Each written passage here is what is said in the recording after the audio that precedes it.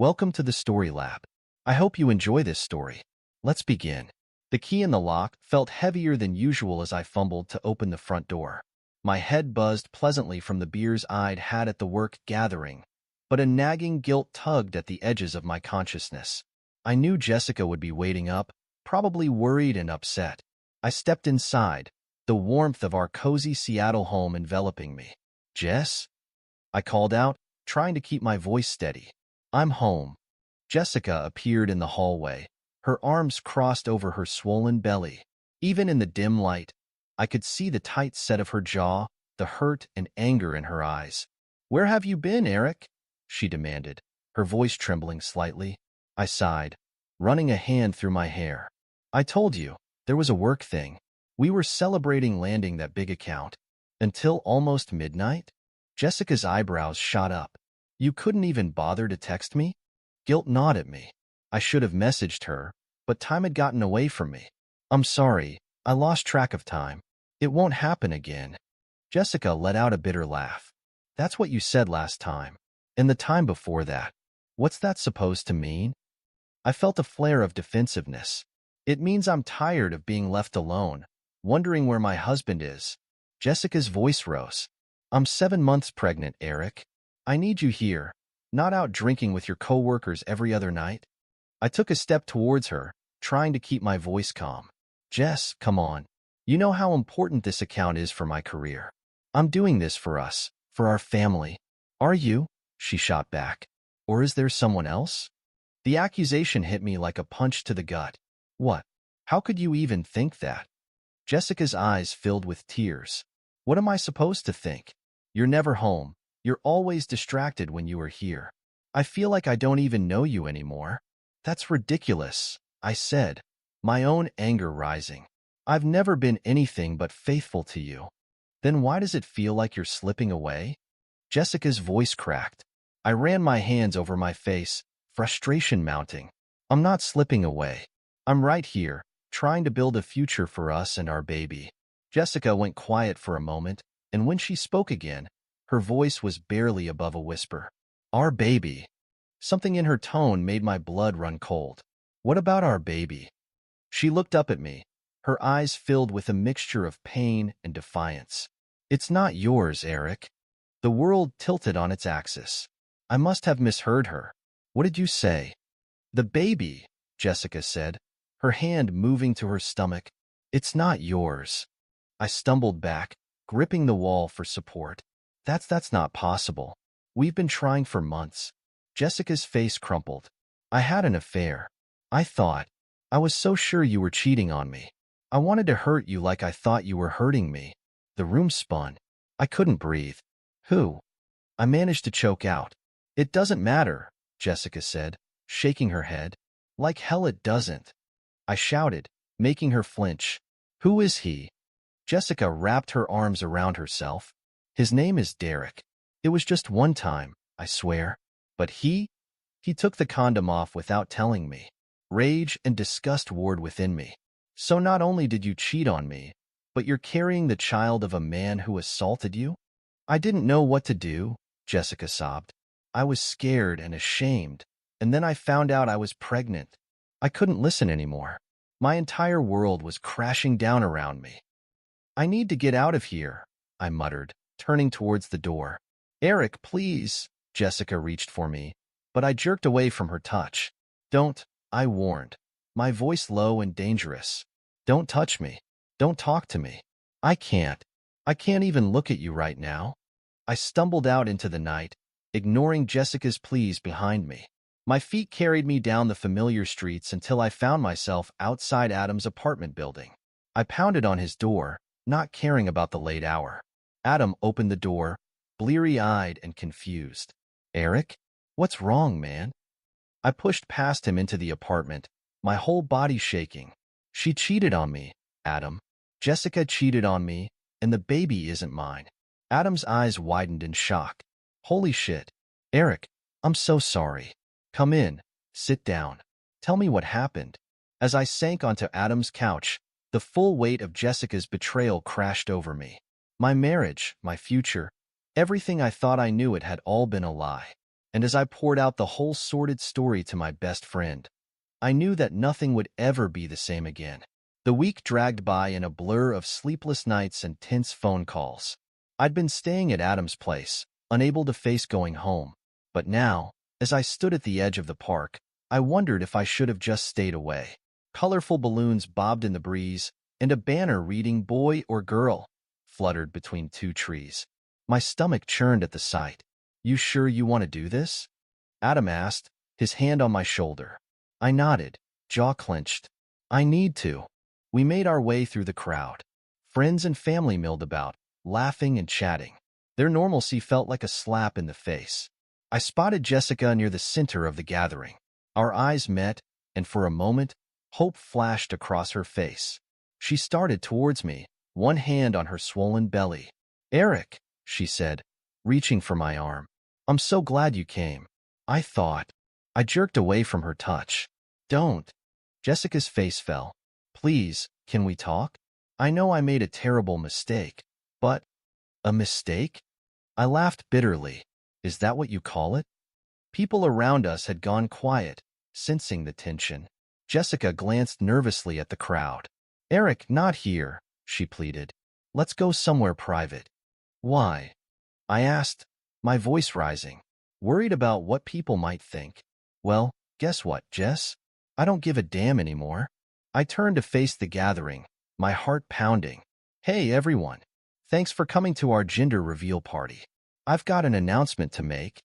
Jessica grabbed my arm. "Eric, stop. Please." I shook her off. "You all came here expecting to find out if we're having a boy or a girl. Well, I've got news for you. It doesn't matter. Because this baby isn't mine." Gasps and murmurs rippled through the crowd. Jessica's mother let out a strangled cry. "That's right," I continued, my voice shaking with anger. "My wife had an affair. She's been lying to me for months, letting me believe I was going to be a father. But it was all a lie." Jessica was sobbing now, her makeup streaking down her face. "Eric, I'm sorry. I'm so sorry." I turned to her, my voice cold. "Save it. I'm done with your lies and your excuses. I'm filing for divorce." With that, I turned and walked away. The shocked silence of the crowd gave way to a buzz of whispers and exclamations. I heard Jessica's mother calling after me, but I didn't look back. Adam caught up with me at the edge of the park. "Holy shit, man. That was intense." I let out a shaky breath. "Yeah, let's get out of here. I need a drink." The club's pulsing music did little to drown out the thoughts swirling in my head. I knocked back another shot, wincing at the burn. "Maybe we should call it a night," Adam suggested, eyeing me with concern. I shook my head. "Not yet. One more round." Adam sighed but didn't argue. As he went to the bar, I slumped in my seat, the events of the day replaying in my mind. An hour later, we stumbled out of the club. The cool night air hit me like a slap to the face. "Let me drive you home," Adam offered, fishing for his keys. "Nah, I'm gonna walk," I said, waving him off. "Clear my head." Adam frowned. "You sure? It's late, man." "I'll be fine. Go home. Get some sleep." He hesitated, but finally nodded. "All right. Text me when you get in, okay?" I promised I would and set off down the dark street. The world swayed slightly as I walked, my thoughts a jumbled mess. I was so lost in my own head that I didn't notice the figure emerging from the shadows until it was too late. A hand grabbed my shoulder, spinning me around. "You think you're so smart, don't you?" a man's voice snarled. I blinked, trying to focus. The man's face swam into view, angular features, dark hair, eyes blazing with anger. "Who the hell are you?" I demanded, trying to shake him off. He shoved me against the wall, and I felt something cold press against my throat. My blood ran ice cold as I realized it was a knife. "Name's Derek," he growled. "Ring any bells?" It took a moment for my alcohol-fogged brain to make the connection. When it did, a fresh wave of anger surged through me. "You," I spat. "You're the one who—" "Shut up," Derek hissed, pressing the knife harder. "Listen carefully. You're going to go home to your wife. You're going to raise that kid as your own. And you're going to keep your mouth shut about all of this. Got it?" I let out a harsh laugh. "Like hell I will." You can go to? The punch caught me off guard, sending me sprawling to the ground. Derek was on me in an instant, the knife glinting in the streetlight. I'm not asking, he snarled. I've got a family, a life. I'm not letting you ruin that. I struggled against him, but he had the advantage. Get off me, you piece of... Suddenly, Derek's weight was thrown off me. I heard a grunt of pain and looked up to see Adam grappling with him. Eric, you okay? Adam called, dodging a wild swing from Derek. I scrambled to my feet, adrenaline clearing some of the fog from my brain. Derek lashed out with the knife, catching Adam's arm.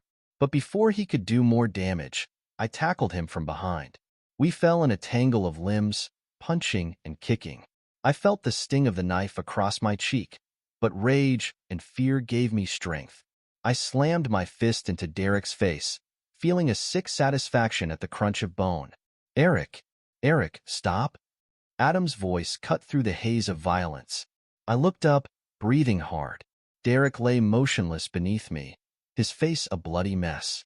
For a terrifying moment, I thought I might have killed him. Is he? I couldn't finish the question. Adam knelt beside us, checking Derek's pulse. He's alive, just knocked out. Relief washed over me, quickly followed by a wave of nausea. I stumbled away and retched in the gutter. When I straightened up, Derek was gone. What the hell? I looked around wildly. Where'd he go? Adam shook his head, looking as shocked as I felt. I was checking on you, and he must have come to and run off. We stood there in the empty street, battered and shaken. The reality of what had just happened began to sink in. We need to go to the police, Adam said, his voice grim. I nodded, touching my throbbing cheek. Yeah, we do.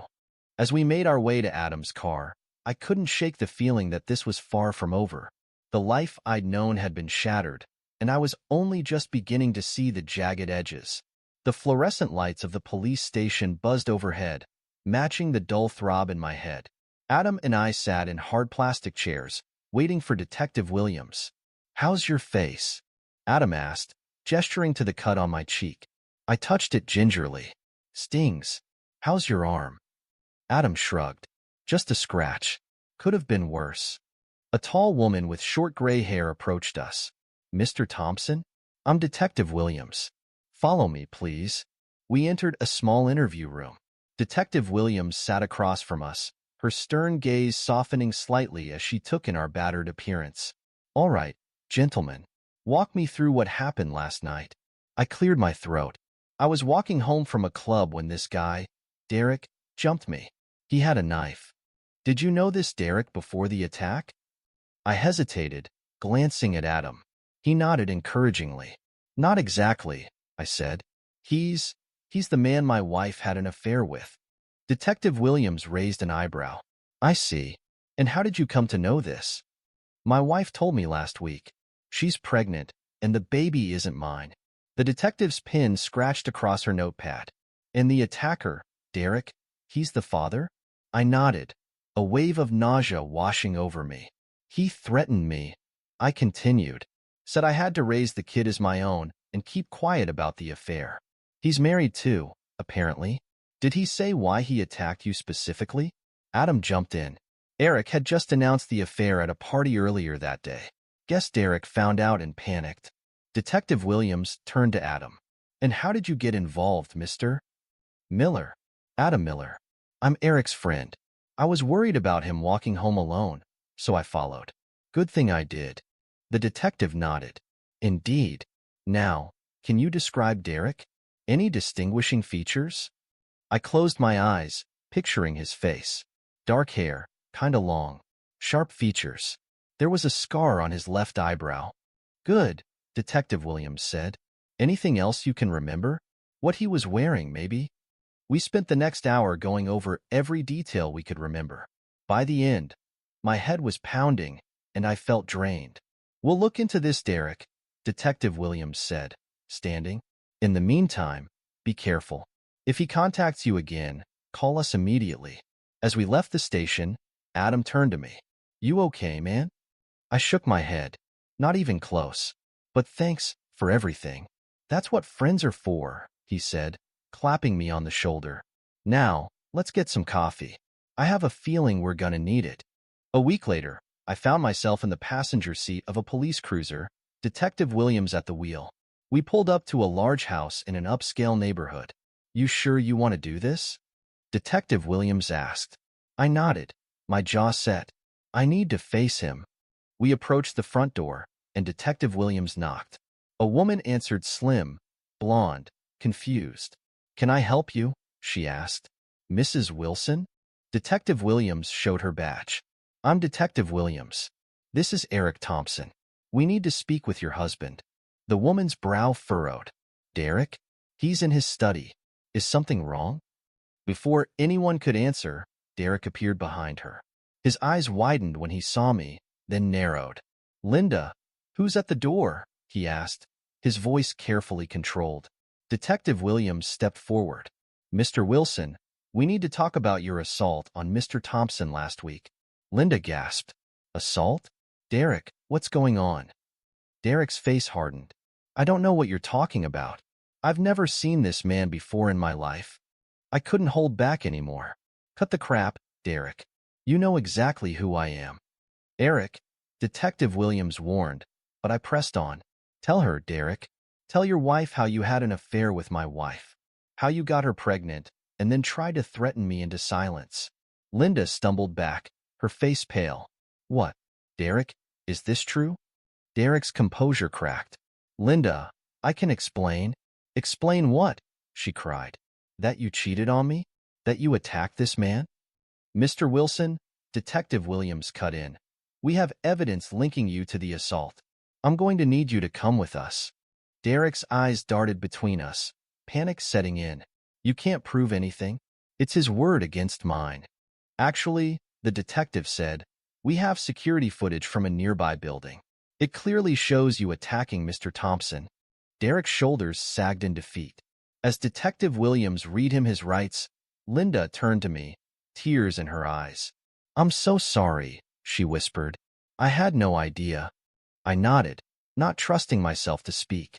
As they led Derek away in handcuffs, I felt a strange mix of satisfaction and emptiness. Linda hugged herself, looking lost. What am I supposed to do now? I hesitated, then said softly, start over. It's what I'm trying to do. She nodded, a glimmer of determination in her eyes. I think I need to call a divorce lawyer. As we left, I couldn't help but feel a sense of closure. One chapter of this nightmare was ending, but I knew there was still more to face. The courthouse loomed before me, a monument to the end of my marriage. I adjusted my tie, trying to quell the butterflies in my stomach. Adam stood beside me, a steady presence. You ready for this? I took a deep breath, as I'll ever be. Inside, we met my lawyer, Sarah Chin. She greeted us with a firm handshake. Eric, how are you holding up? She asked. Nervous, I admitted. What can I expect in there? Sarah's expression turned serious. Jessica's lawyer is going to push for child support. They're arguing that since you were married when the child was conceived, you're legally responsible. I felt my blood pressure rising. That's ridiculous. The DNA test proved I'm not the father. I know, Sarah said, holding up a hand. We have a strong case. The DNA results, combined with Jessica's admission of the affair, should be enough to sway the judge. We entered the courtroom. Jessica sat on the other side with her lawyer, looking pale and drawn. Our eyes met briefly before she looked away. The judge, a stern-looking woman in her 60s, called the court to order. Jessica's lawyer spoke first. Your Honor, my client is a pregnant woman facing the prospect of raising a child alone. Mr. Thompson has a moral obligation to support this child. I gritted my teeth, but Sarah squeezed my arm, silently urging me to stay calm. When it was our turn, Sarah stood. Your Honor, while we sympathize with Mrs. Thompson's situation, the fact remains that Mr. Thompson is not the biological father of this child. DNA testing has confirmed this. Furthermore, Mrs. Thompson admitted to having an extramarital affair, which resulted in this pregnancy. The judge turned to Jessica. Mrs. Thompson, is this true? Jessica's voice was barely audible. Yes, Your Honor. And the biological father? Jessica's lawyer stepped in. The alleged father is currently facing criminal charges and is unable to provide support. The judge frowned. I see. Mr. Thompson, do you wish to pursue any custody rights for this child? I stood, my voice steady. No, Your Honor. I wish to terminate all parental rights and responsibilities.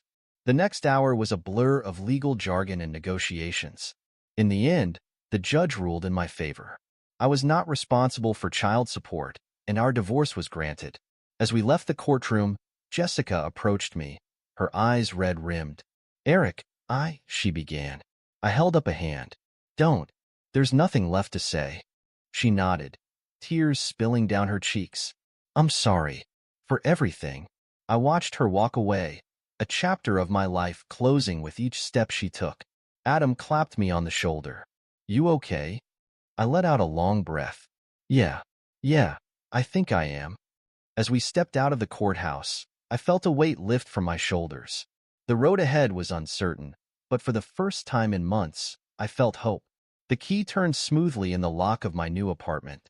I pushed the door open, revealing a space that was all mine, no memories, no ghosts of the past. Adam stood behind me, carrying a box. So, this is it, huh? Your bachelor pad? I chuckled, the sound still feeling a bit foreign. I guess so. Come on in. We entered the living room, sunlight streaming through bare windows. Adam set the box down and whistled. Not bad, man. Got a nice view of the city. I nodded, running a hand along the kitchen counter. Yeah, it's different. Adam cocked his head. Different good or different bad? I took a deep breath. Different good, I think. It's a fresh start. That's the spirit, Adam said, clapping me on the shoulder.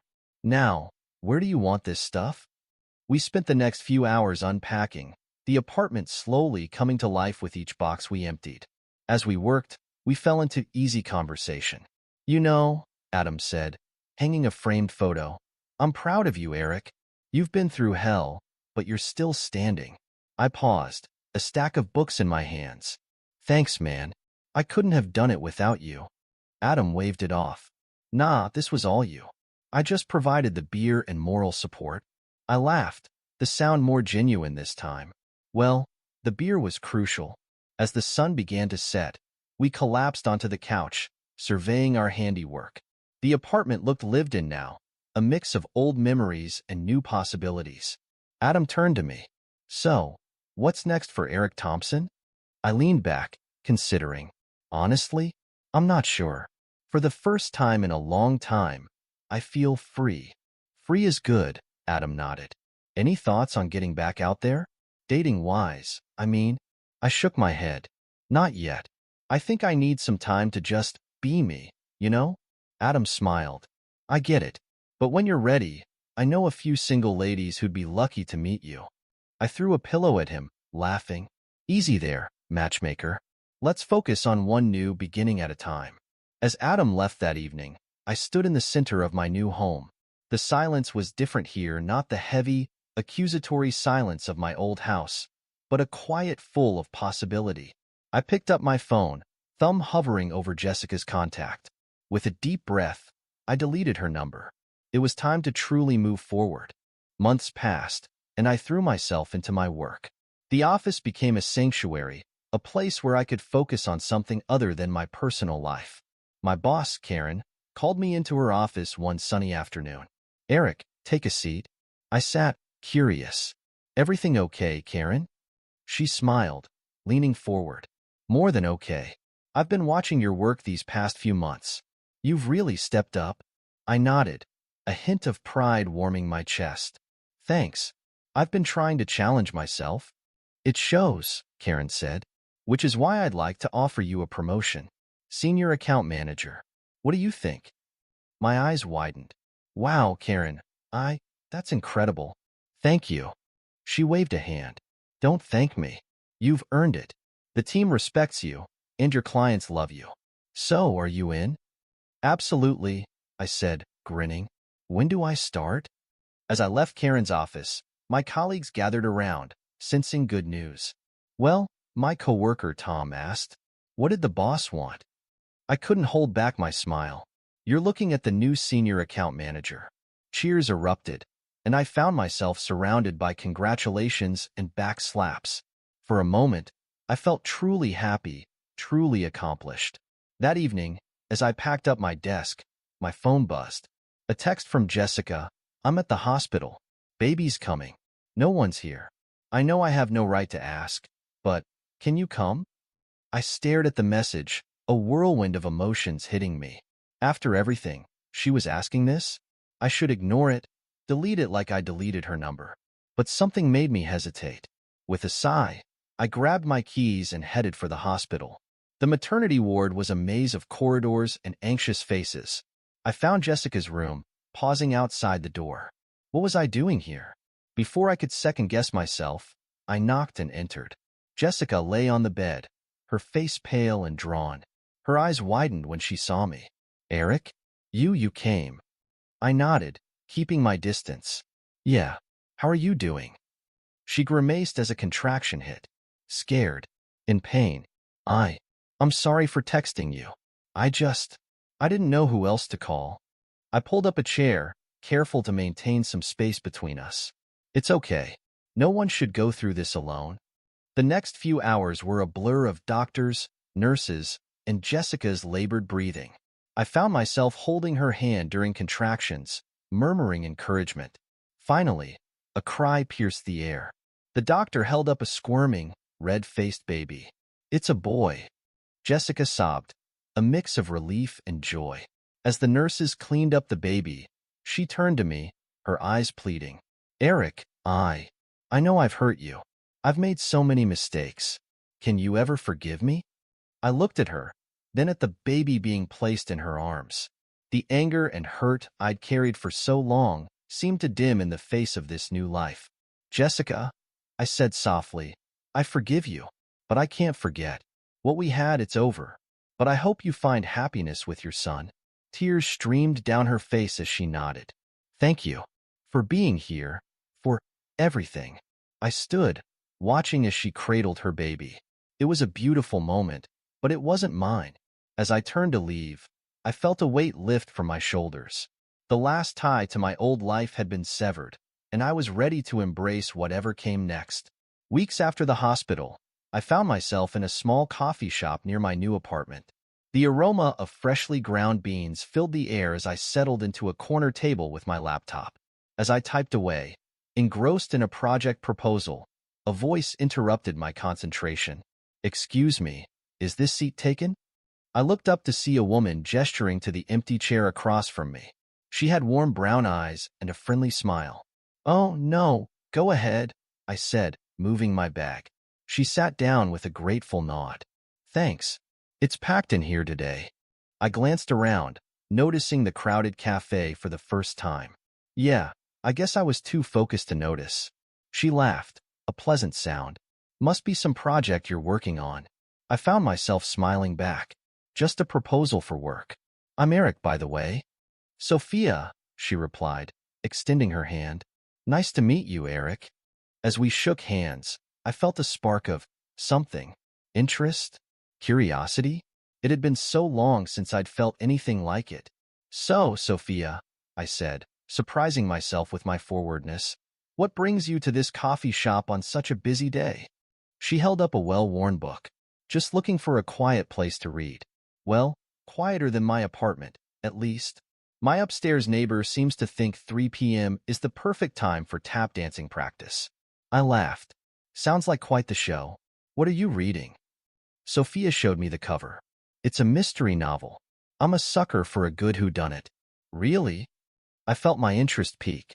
I love mysteries too. Have you read any James Patterson? Her eyes lit up. Have I? I've got his entire Alex Cross series at home. Before I knew it, we were deep in conversation, discussing our favorite books, movies, and TV shows. Time seemed to slip away as we talked and laughed. Finally, Sophia glanced at her watch. Oh wow, I didn't realize how late it's gotten. I should probably head home. I felt a twinge of disappointment. Yeah, me too. But, this was really nice. Sophia smiled, a hint of shyness in her expression. It was. Maybe we could do it again sometime? My heart skipped a beat. I'd like that. How about we exchange numbers? As we swapped phones to input our contact information, I felt a sense of excitement I hadn't experienced in years. When we said goodbye, there was a promise of something new, something hopeful in the air. Walking home, I couldn't wipe the smile off my face. The future, which had seemed so bleak not too long ago, now held the possibility of joy, of connection. As I entered my apartment, I paused to look at the city skyline through my window. The sun was setting, painting the sky in vibrant oranges and pinks. It struck me then this wasn't just an ending to my old life. It was the beginning of something new, something potentially wonderful. I pulled out my phone, my thumb hovering over Sophia's number. Taking a deep breath, I typed out a message. Really enjoyed talking with you today. Dinner sometime this week? As I hit send, I felt a rush of anticipation. Whatever came next, I was ready for it. The journey had been hard, filled with betrayal and pain, but it had led me here to a place of strength, of hope, of new beginnings. The past was behind me.